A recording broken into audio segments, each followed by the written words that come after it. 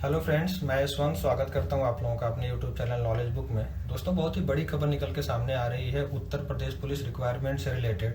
दोस्तों, जैसा कि आप लोग जानते हैं, उत्तर प्रदेश सरकार ने कुछ दिन पहले यानी 23/12/2023 को एक नोटिफिकेशन जारी किया जिसमें यह बताया कि उत्तर प्रदेश पुलिस की 60,244 पदों पर भर्ती की जाएगी और उसका जो एप्लीकेशन फॉर्म भरने की जो डेट रहेगी वो रहेगी 27/12/2023 से लेकर के 16/1/2024 तक। और जो फीस पेड करने की जो लास्ट डेट रखी गई थी वो भी रखी गई थी 16/1/2024। फॉर्म की करेक्शन डेट रखी गई थी 18/1/2024 और उसकी जो एग्जाम का अप्रॉक्स डेट माना गया था वो माना गया था फरवरी 2024। दोस्तों, जब ये वैकेंसी निकाली गई तो उस समय जो एज का क्राइटेरिया रखा गया था, जो मेल कैंडिडेट्स हैं उनके लिए 22 साल और जो फीमेल कैंडिडेट्स हैं उनके लिए 25 साल। इसको लेकर के बहुत सारे अभ्यर्थियों के अंदर निराशा थी और इस चीज को लेकर के वो मुख्यमंत्री जी को ज्ञापन दे रहे थे कि एज में रिलैक्सेशन दिया जाए। जो उत्तर प्रदेश पुलिस की जो वैकेंसी निकाली गई है 60,244 भर्तियां लगभग, उसमें बहुत सारे कैंडिडेट्स ऐसे थे जो ओवर एज हो गए थे और वो फॉर्म नहीं भर पा रहे थे क्योंकि बीच में कोविड आने की वजह से कोई वैकेंसी नहीं आई और वो उस वैकेंसी का हिस्सा नहीं बन पाए। और अब जब वैकेंसी आई है तो उससे वो ओवर एज हो गए हैं। ओवर एज होने की वजह से वो इस वैकेंसी का हिस्सा नहीं बन सकते। तो इस वैकेंसी का हिस्सा बनने के लिए वो मुख्यमंत्री जी को बहुत सारे ज्ञापन दिए जा रहे थे उनके माध्यम से, जो भी ओवर एज हुए विद्यार्थी हैं उनके माध्यम से, और ये उनसे गुहार की जा रही थी मुख्यमंत्री जी थोड़ा बहुत एज का रिलैक्सेशन इसमें होना चाहिए कि जिसकी वजह से जो अभ्यर्थी ओवर एज हो चुके हैं वो भी इस भर्ती का हिस्सा बन सकें।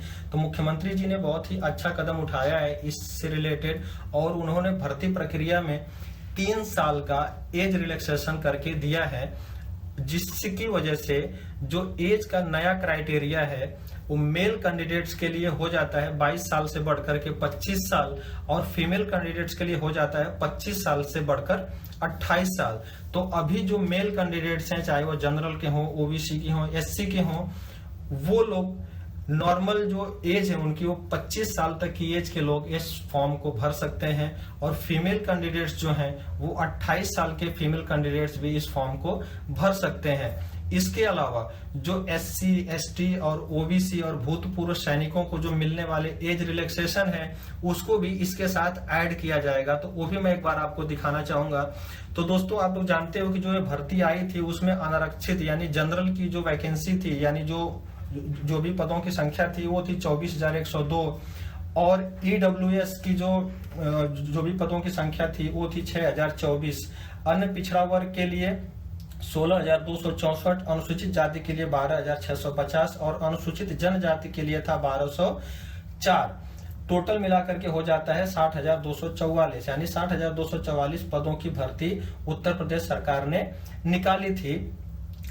और अब इसमें एज रिलैक्सेशन के साथ साथ मैं आपको यह दिखाने की कोशिश कर रहा हूं कि जो अनुसूचित जाति, अनुसूचित जनजाति और अन्य पिछड़ा वर्ग और भूतपूर्व सैनिक को जो एज रिलैक्सेशन मिलता है उसका क्राइटेरिया क्या रहने वाला है।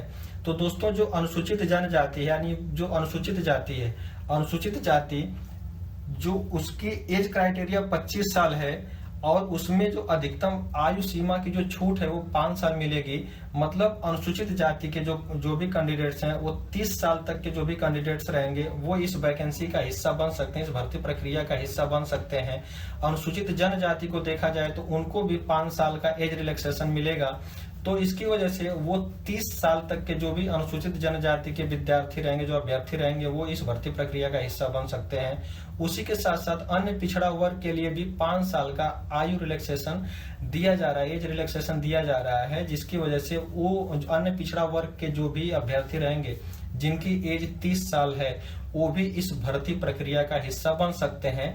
साथ ही साथ जो आपके भूतपूर्व सैनिक हैं, भूतपूर्व सैनिक से रिलेटेड जो भी अभ्यर्थी हैं उनके एज में आयु सीमा छूट में 3 साल की छूट मिलेगी और वो भी इस भर्ती प्रक्रिया के लिए 28 साल तक की एज के जो भी कैंडिडेट्स रहेंगे वो इस भर्ती प्रक्रिया का हिस्सा बन सकते हैं।